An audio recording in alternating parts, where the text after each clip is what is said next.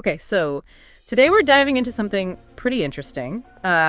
It all about this comedian, Kunal Kamra, and, his whole thing with Yogi Adityanath and the Uttar Pradesh government back in 2021. Yeah, this one really blew up online, didn't it? It really did. It got everyone talking about, freedom of speech and where the line is when it comes to criticizing the government or the courts.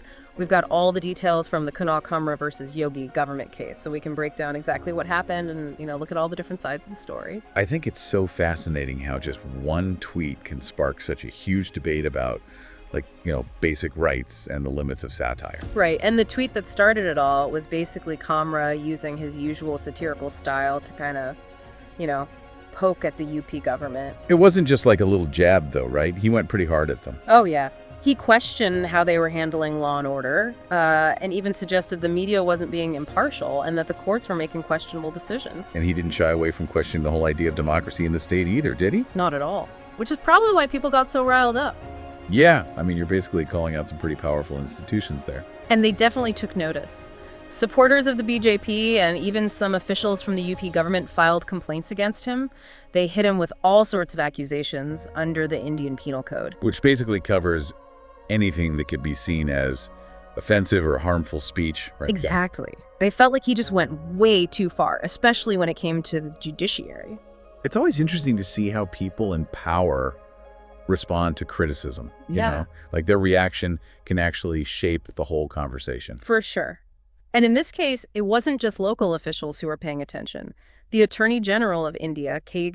Venugopal, even said that Kamra's remarks could be considered contempt of court. Wow. So we went all the way up to the national level. Yeah. It became this question of whether his comments were actually undermining the authority of the entire judicial system. Which brings up the bigger question of where's the line between, strong criticism, even if it's meant to be funny, and something that could actually be seen as contempt. Right. And this wasn't even the first time Kamra had this issue with the courts. He'd made similar comments before about Supreme Court judgments and ended up with a contempt notice. Oh, yeah. I remember that. Yeah. So there was already some tension there. Exactly. It's like this ongoing clash between his style of commentary and how the judiciary sees itself.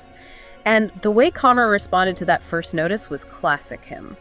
He basically said that if a comedian's tweet could shake the dignity of the courts, then maybe they needed to do some self-reflection. So he doubled down on the sarcasm. He sure did. Yeah. And of course, social media went nuts. Oh, yeah. I bet. It was probably a total mess. It was. You had tons of people supporting Kamra, saying he was just exercising his right to free speech and that it's important to hold those in power accountable. But on the other hand, you had a lot of people who felt like he was being disrespectful and undermining the government and the courts. It was completely divided. People had really strong opinions about where the boundaries of acceptable criticism should be. So it became this whole philosophical debate. It did. And through it all, Kamra never backed down. He stood by his words and his style of comedy. He didn't apologize or anything? Nope. He was firm in his beliefs. So basically, we saw this huge clash between the right to free speech and the need to protect the reputation of institutions like the government and the judiciary. Exactly. And it all comes down to this. Where do we draw the line between free speech and something that could be considered an offense under the IPC or even contempt of court? And who gets to decide where that line is? It's a tough question with no easy answers. Yeah.